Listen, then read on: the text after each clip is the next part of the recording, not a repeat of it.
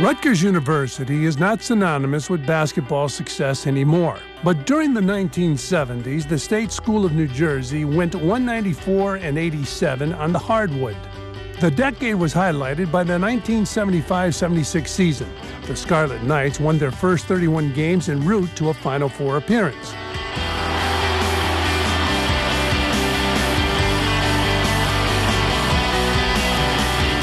One of the stars of that run and winner of that year's NCAA Tournament East Regional MVP was Eddie Jordan. Nicknamed Fast Eddie, he went on to play in the NBA, and after retirement, Jordan served as head coach for 3 NBA franchises and an assistant for numerous other squads in both the college and pro ranks. On April 23, 2013, the Rutgers great returned to his alma mater when he was officially introduced as head coach of the men's hoops team.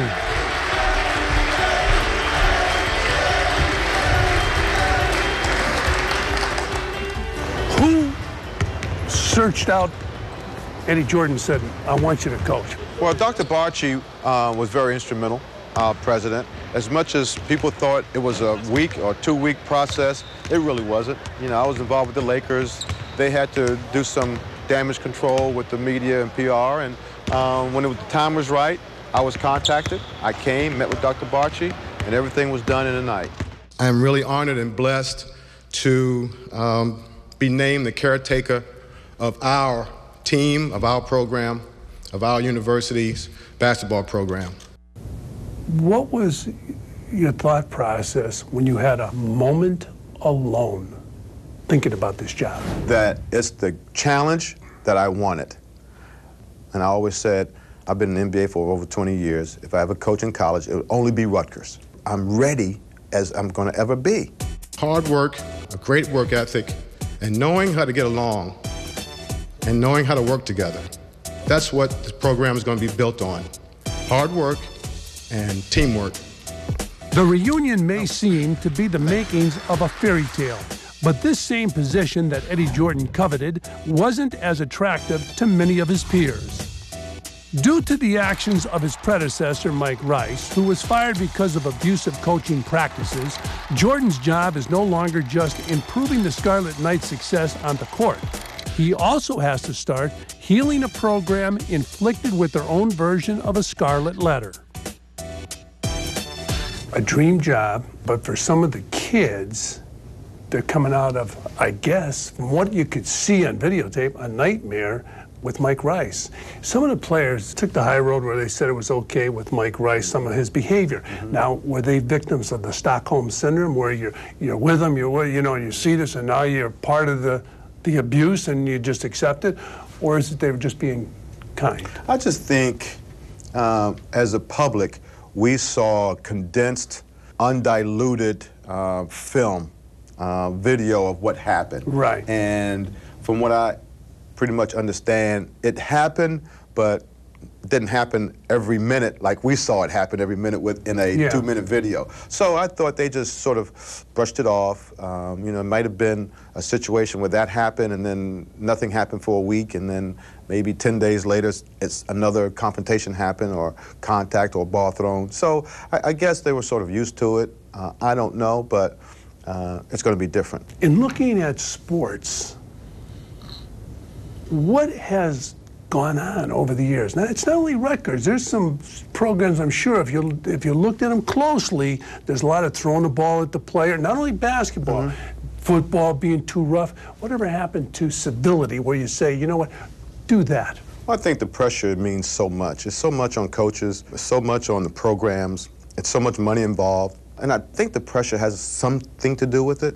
I think coaches' personalities have something to do with it, that the theme is hard work, make them play hard, make them give great effort. But you can do that in a different way, and that's how I believe the coaching should be, and that's the way I coach. I would be very impressed if a college coach who was very rough with the players took over a team when Shaquille O'Neal was playing, it picked on him physically. Now you show me something. Well, that certainly wouldn't happen, you know. I wouldn't want to be there with Shaquille. That's right. But I also think that times are changing, and that there are different ways to, and there's so much sensitivity to the way we approach things, whether it's any form of society is different. And you have to make sure that you are politically correct maybe, but certainly know how to avoid confrontation.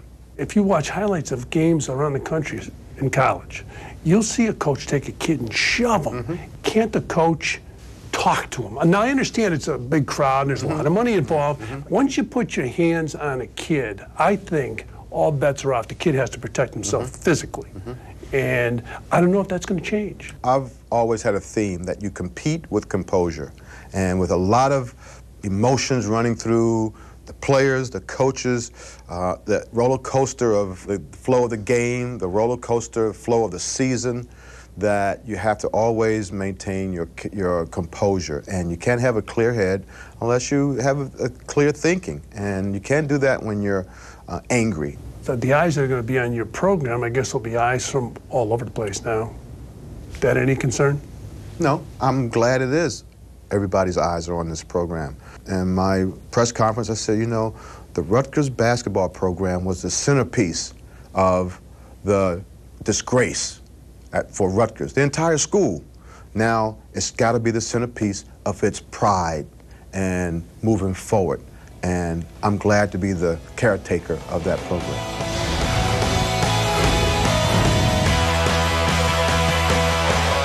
The Big Ten. That's next on the Game 365.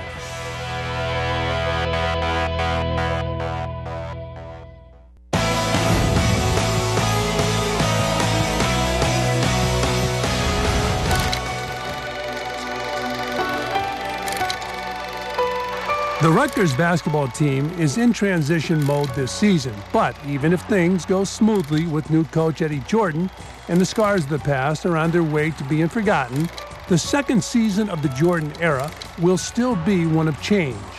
The Scarlet Knights are moving to the Big Ten Conference starting in 2014. Eddie, however, isn't looking that far into the future just yet. You should be shooting at the top as you get to the top, not when you get to the top. Oh, finish it. Be strong, stay with it. The first order of business was try to save your own players. Let's not end up in June having 3 scholarship players. Let's try to see if we can convince our players the change has come. You don't have to look for change. It's already happened. I'm here. And the things will be better. The relationships will be better. When you're on the floor in practice and during games, at least for a while, do you have to be like Miss Manners? I don't have to adjust my personality or my coaching style. It's just the way I've been. I learned from the great Pete Carril that even when you talk softer, that they pay attention more. And that is opposite of what you may see some of the best coaches do. You know, I'm just not a screamer and a holler, but I think, and I learned a lot under Pat Riley as a player when he coached me, that, you know, if you can sort of think out your motivational talk, if you just think it out and you touch home with points, target points, just like all of us do when we have to make a speech. There's a talking point that you really want to emphasize. You don't have to scream, you don't have to holler, you don't have to curse.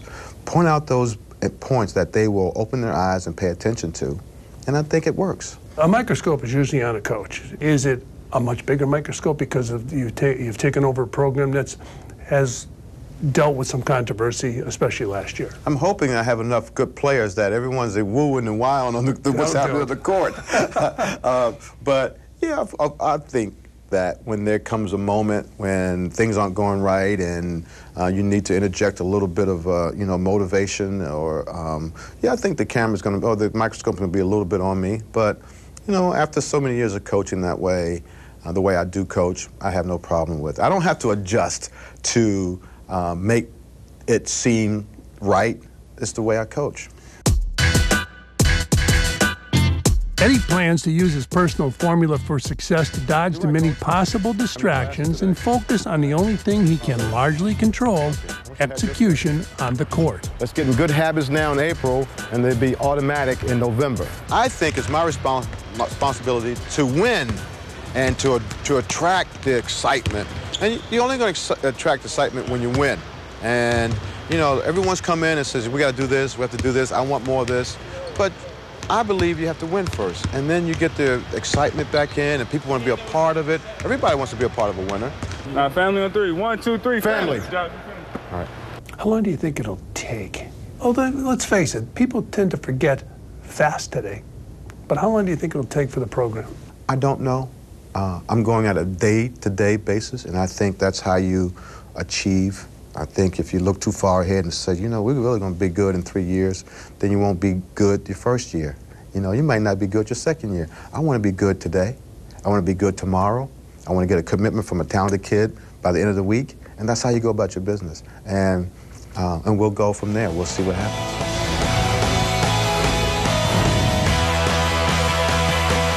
High-profile testimonials. That's next on the Game 365.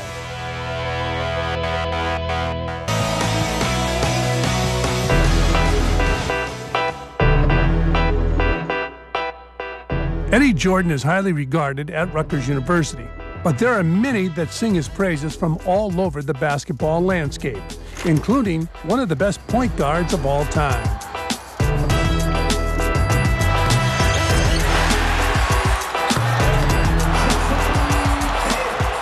Jason Kidd, Hall of Fame basketball player, basketball intellectual, still playing at 40, said that you coached the Nets. You were the coach, not the head coach. How does that help your reputation when Jason Kidd says it?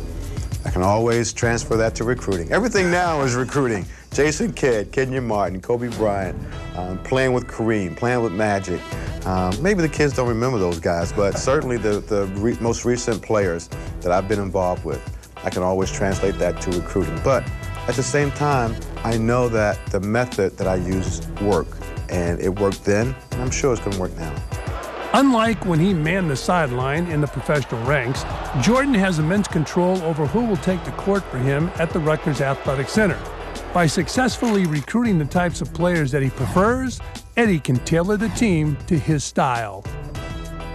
When you recruit, who do you give the first hug to, the mother or the father? Whatever the rules allow me to do. I would hug the kid first. He's the most important guy. But no, I was always told you recruit the mom.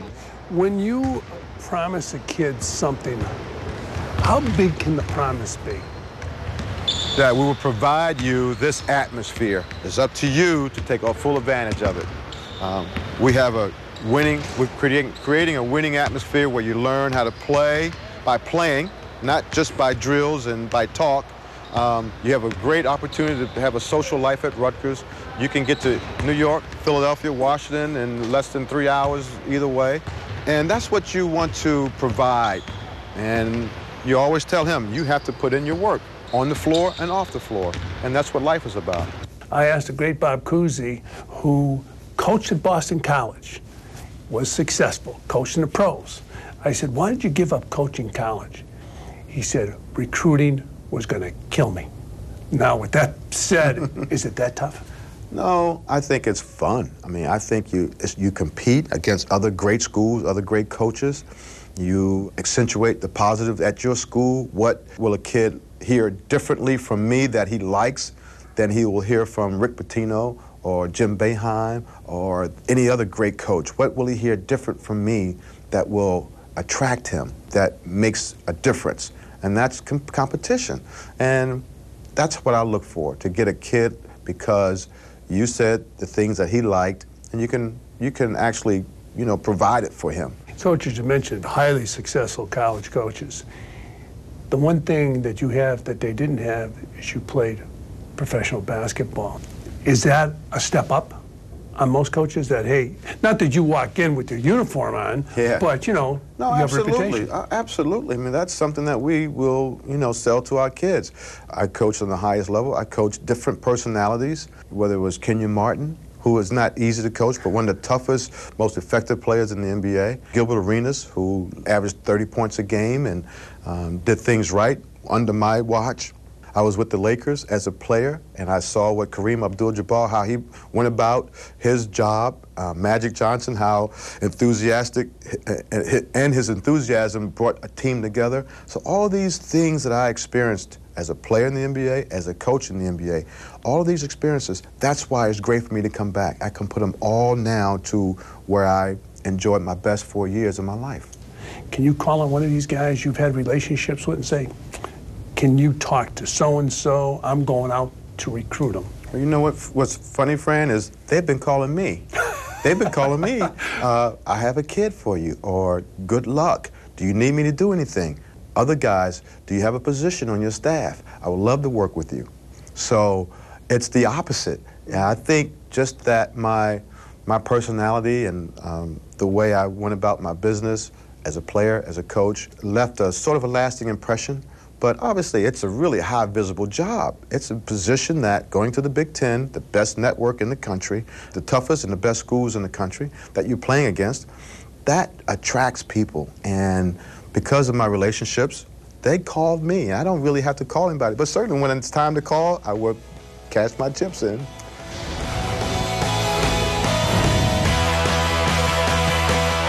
The Rutgers family. That's next on the Game 365.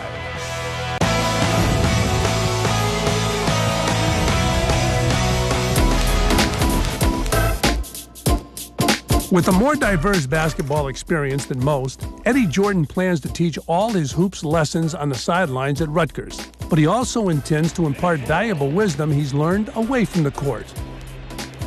I'm assuming every kid coming out of high school who plays basketball, his dream is the NBA. You're a guy who's had a tremendous amount of success, college and professionally. Does it help when you call that kid? Unfortunately, they think that way. And I say unfortunately because you know how many kids can make it. It's 1 or 2% that goes to college can make the NBA. And they think that way, but at the same time, it's a positive for me that they can be attracted because of my experiences.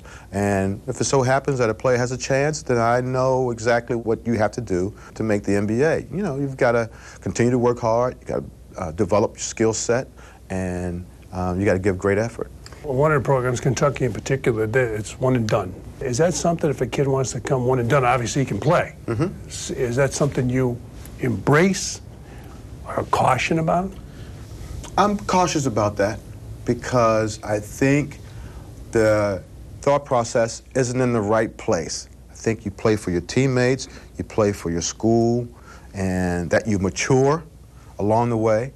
But certainly, if there's an opportunity to make a great living after 1 year of college, then that's why you go to college. Is it difficult for a guy who has your credentials, that knows the temperature of the waters in the NBA, to bring a kid in who's young, wants to play in the NBA, and tell him the most important thing you're going to get here is an education? And we hope you can go on, but how do you temper all that? I think you first tell them you enjoy the entire environment of college, your social life, mature in the classroom, get to know your teammates, have fun, enjoy the entire scope of the school, not just walking from your dorm to the athletic center. And that's something that I share with them first. And then, obviously, creating a winning environment for basketball. And if that doesn't happen, you got to get a great degree, and Rutgers is a great degree because there's life after basketball, even if you make the NBA. Did you think this way when you were a kid coming into school? I thought in terms of having fun at college. I never thought I could make the NBA. I never thought I could even play in college. Eddie proved to himself and college basketball fans he could. Jordan graduated from Rutgers as the all-time leader in steals and assists, and was named Honorable Mention All-America his senior year. But the most memorable season for him is still certainly the one that spanned 1975 and 76, in which Fast Eddie led his school's men's basketball program to what remains their only Final Four appearance. 1976, your team, have you heard from any of those guys? All the time. They're always around. Since you got the job? Oh, even before. We're family. We've been connected almost monthly since we've parted from school. We'll always be family. The word chemistry is associated with teams. You had chemistry. Would you have had chemistry if you weren't that good? Yes, because we fit. You know, we fit. We had skill, though. We had talent. We were fast, we were athletic, we were quick. We had a hunger to defend. We had the wherewithal to share, and we loved playing. And even though we played at a small gym, we thought it was the most marvelous place in the world to play. And so that's why it was special. You ever think the facilities at Rutgers, football, basketball, would be the way they are today when you played here? No, I wouldn't. I think this is a magnificent arena, and yet, because what I played in, it pales in comparison to this, and yet the thought process is we need to get better. You know what I say? We need to win, and then we'll get better. The dream that we talked about, the dream job, will the dream ever be complete if you don't someday get to the Final Four? No. I think we can be successful and the dream can be complete when we regain our pride in our university and people look at us and say, look at that program. That program was in the dumps 2 years ago, 3 years ago, maybe 1 year ago. And look where they are now. They're competing at a high level. They've got a winning season. Kids have great character. You can see great relationships out there on the playing field. And that's when success has happened. Obviously, we all want to win a championship. And maybe that'll come, maybe not.